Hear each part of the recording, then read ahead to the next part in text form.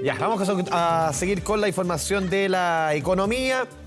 La tasa de desocupación en Chile subió por 1/10 vez y llegó a 8,9% en el trimestre móvil julio-septiembre, según informó hoy tempranito el INE. Para conversar más sobre esta cifra, el escenario laboral en nuestro país, nos acompaña Marcela Perticará, directora del Departamento de Economía de la Universidad Diego Portales. Marcela, bienvenida a Canal 24 Horas. ¿Cómo te va? Buen día. Hola, buenos días. Muchas gracias por la invitación. Marcela, ¿cuál es el primer análisis que hace de estos números? Vemos 8,9% julio-septiembre. Se esperaba un poquito más, de acuerdo a las mediciones que estaba revisando. Hace un año teníamos, claro, tú lo sabes bien, el empleo tiene estacionalidad. Hay que comparar julio-septiembre con julio-septiembre del año pasado. ¿Cuál es el momento del empleo que vive hoy día en nuestro país? Mira, como tú bien decías, esta es una cifra que no sorprende a nadie porque teníamos la expectativa de que dada la situación económica y los niveles de inversión que estábamos observando, efectivamente el desempleo no iba a dejar de crecer. Como tú bien dices, uno tiene que comparar las cifras desestacionalizadas y cuando uno compara estas cifras sin estacionalidad, en este trimestre en particular no estamos peor que en el trimestre pasado, ¿ya? Entonces, no es que estamos mejorando, pero claramente es un mercado laboral que está lento y que no termina de recuperarse.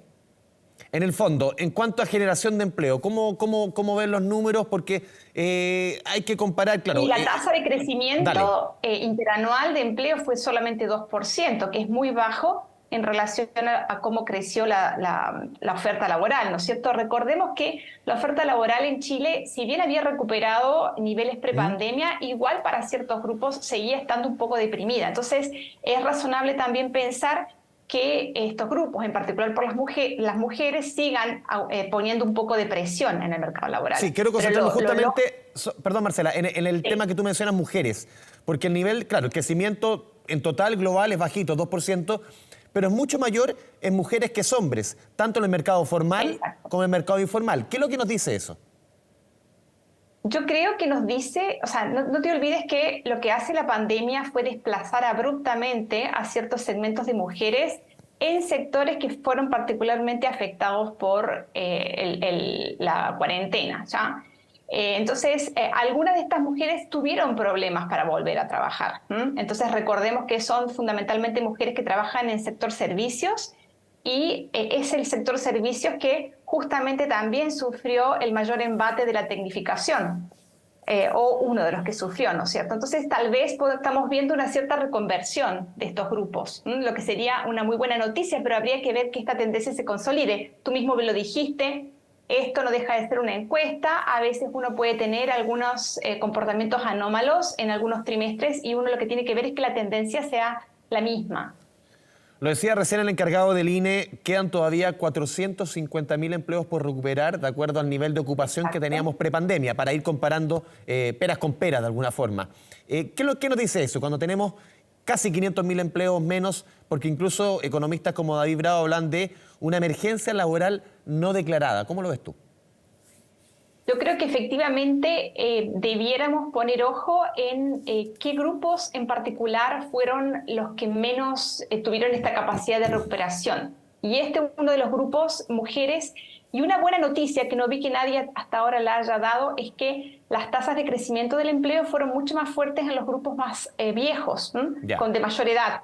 Y estos fueron grupos que también fueron particularmente dañados en la pandemia y son grupos para los que sabemos que la reconversión es siempre más compleja. Entonces, para mí esto es una muy buena noticia, no solamente que en este grupo en las mujeres, que es un grupo que en general tiene tasas de desempleo mucho más altos, el crecimiento del empleo se ha sido más fuerte, sino que también se haya concentrado en los grupos de 55 años y más. Uno ve también en ocupación, Marcela, que los últimos 12 meses, donde más crece por sectores de la economía, comercio 4,8%, salud 9,9%, Administración pública, sí. Administración pública 13%. Para entrar en el detalle también administración pública, porque también lo detallan en el INE, que esto no es solamente el gobierno, aquí hay Fuerzas Armadas, aquí hay municipios, mucho más amplio. Municipalidades, exacto, sí. Sí, mira, esto efectivamente es una tendencia que, si tú recuerdas, ya la habíamos visto en las mediciones anteriores. Efectivamente, mientras sea empleo productivo, a uno no le debiera preocupar, ¿no es cierto? Nosotros tenemos un sector público que en cierta manera se ha expandido con respecto a lo que teníamos 10 años atrás, pero a mí lo que me gustaría ver obviamente es crecimiento de empleo privado, que uno sabe que son nuevas inversiones, etcétera. Un sector que dramáticamente, y esto no es de esta medición, sino que ya lo veíamos de antes, que ha bajado su nivel de empleo es construcción, por ejemplo. Y esto puede estar ligado a un montón de proyectos que están un poco detenidos, no necesariamente solo por la contingencia nacional, pero también tiene que ver con una contingencia internacional, con ciertos mercados que tradicionalmente demandan productos a Chile, que están un poco más débiles, etcétera, ¿ya? Entonces, el panorama en sí, si bien no es aterrador necesariamente hasta ahora, es preocupante, y yo concordaría con David en este sentido de que no debemos quedarnos dormidos a este respecto, sino que tenemos que indagar muchísimo más en cuáles son los grupos más desplazados, aquellos que justamente, como tú dijiste, aún no han logrado recuperar sus niveles de empleo prepandemia. Y uno de los grupos que a mí me preocupaba era justamente el de los, le llamamos senior workers, para ser un poco más elegantes de lo que dije antes, más viejos, porque es un grupo al cual cuesta reintegrar y sobre todo reconvertir. Ya. Marcela, en términos de calidad del empleo, que también es importante, tú mencionabas, ojalá que sea un empleo el que se está generando, por ejemplo, asalariado privado, que tenga previsión de salud, que tenga previsión social. El empleo que se está generando en nuestro país hoy día, ¿de qué calidad es? Mira, si tú ves las cifras, es mixta en el sentido de que hubo crecimiento en asalariados formales, pero también hubo un crecimiento fuerte en asalariados informales. Asalariados informales, recordemos que pueden ser tanto personas que trabajan en empresas formales pero sin contrato, como trabajadores que trabajan en empresas también informales, es decir, no registradas, en pequeños emprendimientos, etcétera, que están totalmente en negro. Y esto claramente no es una buena noticia, porque nos dice de que son empleos que no están protegidos, que no tienen previsión, y que sobre los cuales tampoco nosotros tenemos ningún tipo de control sobre la seguridad que tienen para realizar el trabajo, etc. Entonces, ahora, una de las tendencias nuevas de este año con respecto a años anteriores o a crisis anteriores tiene que ver con que no hemos visto estallar, como en otras oportunidades, el empleo independiente. Que tal vez puede ser una buena noticia, pero en general el empleo independiente también es bien dinámico cuando la economía se está recuperando. Entonces, para mí también es un síntoma de que tenemos una economía chata, que tenemos una economía que no está creciendo. Sí, respecto justamente a este empleo informal, estaba viendo los números, 26,7%, incluso más bajo que la misma medición un año atrás. Exacto. Pero también si uno entra y lee entre líneas, Marcela, y no es primera vez que ocurre, porcentualmente crece mucho más el empleo informal en mujeres que en hombres. ¿Por qué? Exacto, porque las mujeres, si bien las tasas de informalidad de las mujeres no son dramáticamente más altas y para ciertos segmentos son más bajas inclusive que los hombres, las mujeres cuando se reintegran, ¿okay?, cuando vuelven al mercado laboral en contextos de incertidumbre, tienen probabilidad mayor de encontrar empleo en este sector informal, que además es un sector mucho más flexible. Recordemos también que ahora vienen las vacaciones, y en este sentido nosotros no tenemos una institucionalidad que le permita a la mujer trabajar todo el año, si es que es la principal cuidadora de los niños en el hogar. ¿Por qué? Porque cuando entramos en vacaciones en todos lados, ¿no es cierto?, en todos los colegios. Entonces, usualmente enero y febrero son meses en los cuales muchas mujeres optan por retirarse del mercado laboral. Y son mujeres normalmente que trabajan en empleos más flexibles, y por lo tanto son empleos por hora o empleos que no tienen contrato, etcétera, etcétera. Entonces, yo creo que, como tú bien decías, el crecimiento notable del empleo informal es un síntoma también de alerta.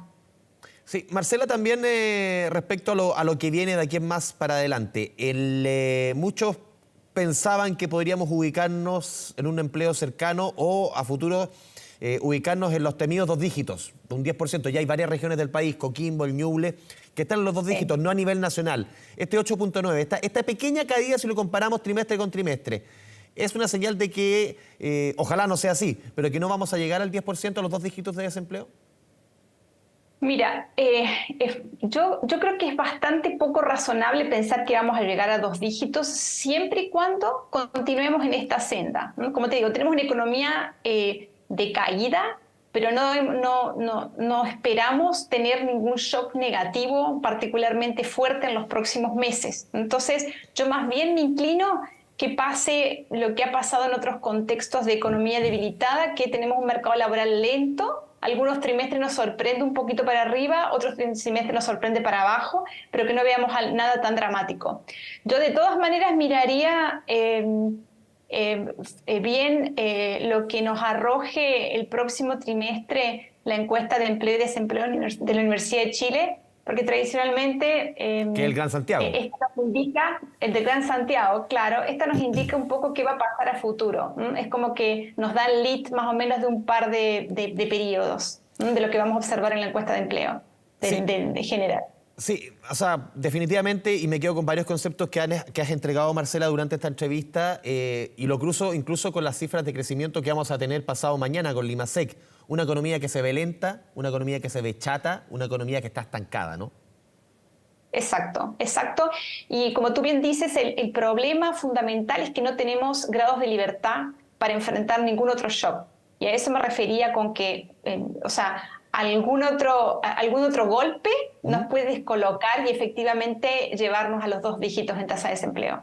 O sea, definitivamente estamos también muy expuestos, tanto en materia de crecimiento, de empleo, de inflación, a un mundo que está bien incierto. El tema, las discusiones incluso aquí en nuestro país, siempre lo económico cruza con lo político, la incapacidad del sistema, lo decía Standard & Poor's la semana pasada, la incapacidad de nuestro sistema político de llegar a acuerdos, en el fondo. Da lo mismo, no estamos diciendo en qué nivel de acuerdo, no estamos diciendo la reforma tiene que ser A, B o C, sino que definitivamente de llegar a acuerdos, de decir, cedo esto y tú cedes esto y llegamos a acuerdos. ¿Eso no está costando caro? No está costando caro, tú pones el dedo en la llaga en el sentido de que lo que usualmente la economía necesita es certeza. Y aquí lo que tenemos es incertidumbre que viene tanto dado por lo local o lo doméstico como por lo internacional. Claramente, siendo un país pequeño, fundamentalmente tomador de precios, nosotros no podemos hacer mucho por lo internacional, pero claramente podríamos hacer bastante más por generar certezas domésticas. Y aquí sería clave, por supuesto, lograr acuerdos en un montón de materias que tienen que ver con pensiones, con salud y obviamente con Constitución también. Sí, y por último, Marcela, ¿qué efecto puede tener, o nulo, o positivo, o negativo, en esta conversación que estamos teniendo, muchas reformas que han ido avanzando durante los últimos meses? Por ejemplo, la caída en la jornada laboral, el tema del sueldo mínimo, en estos números que estamos hablando de desempleo, ¿tiene alguna incidencia? Mira, o sea, cuando tú revisas la literatura, si bien hay evidencia mixta, efectivamente, digamos, hay papers que muestran que aumentos de salario mínimo podrían generarte, obviamente, desempleo, sobre todo en aquellos grupos que tienen menor productividad. Y aquí estamos hablando de grupos menos educados, grupos que en general están trabajando en ocupaciones de baja calificación. Si es que el aumento del salario mínimo supera obviamente su umbral de productividad. Nosotros lo hemos visto que en la pandemia lo fácil que es tecnológicamente cambiar las maneras de hacer las cosas, ¿no es cierto? Y hay grupos, hay tipos de empleo, tipos de ocupaciones que son que demandan mucha mano de obra, que claramente nosotros igual hemos visto desaparecer. Por ejemplo, todo lo que es atención al público, nosotros hemos visto que cada vez se reemplaza por más bots. Y en este sentido, todas estas reformas que tú dices podrían llevar, no significa que sean malas per se para generar mayor bienestar en la gente, pero tenemos que reconocer que podrían generar desajustes y tensiones en el mercado laboral que transitoriamente, al menos tal vez transitoriamente, pero podrían ser igual permanentes, podrían generar que algunos grupos fueran desplazados. Marcela Verticará, directora del Departamento de Economía de la Universidad Diego Portales, un gusto conversar contigo a través de la pantalla de Canal 24 Horas. Que tengas una buena jornada. Muchísimas gracias, que tengan muy buen día. Chao, chao.